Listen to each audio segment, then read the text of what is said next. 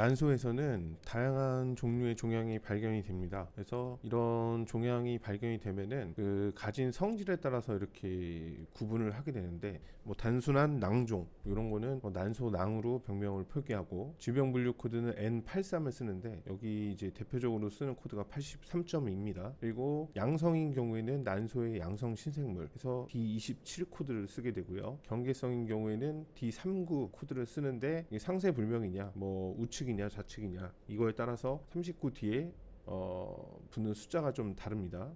그리고 제자리암, 상피내암의 경우에는 D07.3 이 코드를 쓰게 되고요. 그 다음에 악성인 경우에는 C56 여기에 뭐 .9 뭐 이런 식으로 붙기도 합니다. 해서 이렇게 난소 종양이 생겼는데 이거를 조직 검사를 하고 최종적으로 어떤 종류의 종양인지 이렇게 이제 확정이 되는 겁니다.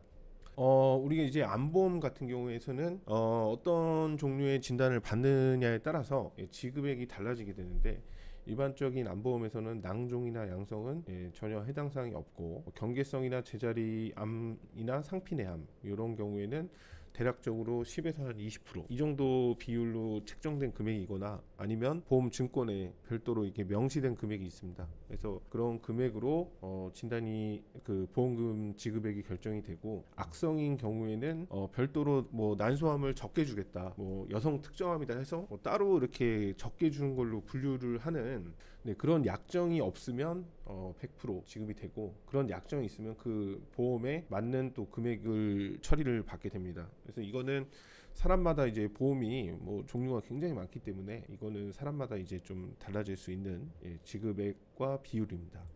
그렇게 보시면 되고, 저희가 진행한 거는 이제 암 처리 케이스인데 사례를 한번 보도록 하겠습니다.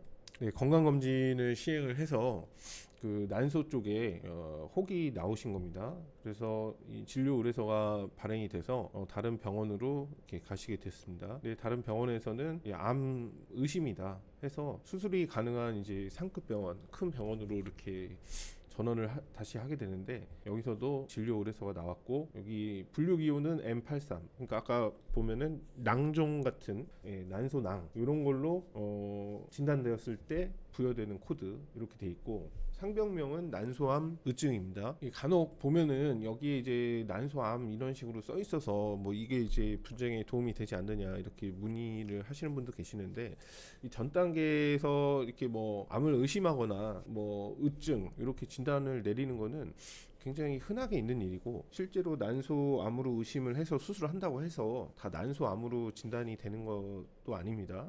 그리고 수술 후에 조직 검사를 거쳐서 최종적으로 확정이 되기 때문에 그 전 단계 병원이나 이런 데서 이렇게 뭐 의심 이렇게 나온 거는 케이스에 따라 좀 다르긴 하지만, 일반적으로는 보험 분쟁에서 이런 거는 도움이 되는 내용이 아니고, 이런 내용으로 보상 청구를 하실 수 없습니다. 물론 이제 서류를 뭐 보낼 수가 있겠지만 이런 내용으로는 인정을 하지 않습니다. 그래서 진단비는 진단이 확정되어야지 처리가 될 수 있는 거고, 그 진단의 확정은 그냥 의사가 난소암이다 이렇게 하는 게 확정이 아니라 이 조직 검사, 병리 의사가 종양을 현미경으로 관찰을 해서 병리 소견을 내고, 그 병리 소견상으로 암으로 볼 수 있을 때 그때 보험회사가 두 가지 서류를 검토해서 이제 심사를 하는 거죠.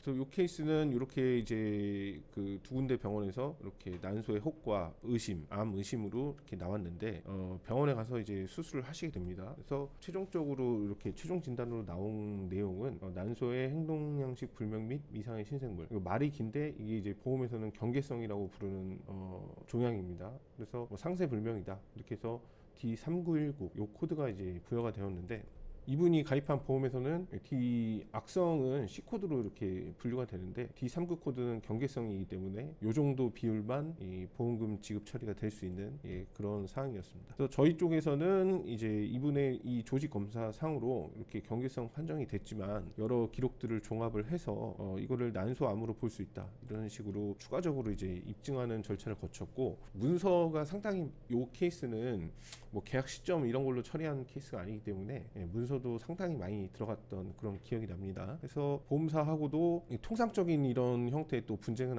아니어서 이 보험회사 측에서도 선례나 이런 거를 만들지 않기 위해서 여러 가지 이제 그 뭐 지급 거절 주장이나 뭐 근거 이런 것들을 이제 내세우기 때문에 분쟁이 이렇게 쉽게 이렇게 빠르게 막 마무리되는 그런 케이스가 아니었습니다. 그래서 이 케이스 같은 경우는 기록과 검사 결과 이런 것들을 종합해서 난소암으로 진단이 확정되었다, 이렇게 해서 볼 수 있는 여러 근거들을 제시를 해가지고 보험사의 검증이 상당히 길게 진행이 됐지만 최종 결론은 난소암 기준으로 보상이 종결되었습니다. 그래서 이렇게 진단서에 뭐 경계성으로 이렇게 표시가 돼 있어도 사람마다 뭐 종양의 사이즈라든지 종양의 종류, 그 다음에 시행한 치료, 뭐 각종 검사 결과의 수치, 뭐 이런 것들은 다 다르기 때문에 뭐 일괄적으로 뭐 이러면은 난소암이다, 뭐 이렇게 이제 판단할 수 있는 게 아니고 케이스마다 전체적인 내용과 상세한 결과, 수치, 소견 이런 것들을 확인을 해봐야 되기 때문에 이런 경계성 판정이 되었으면은 보험금은 이 손해사정사랑 한번 서류를 놓고 검토를 해보셔야 됩니다. 그래서 뭐 같은 병명이라고 해가지고 무조건 난소암이 될 수 있는 것도 아니고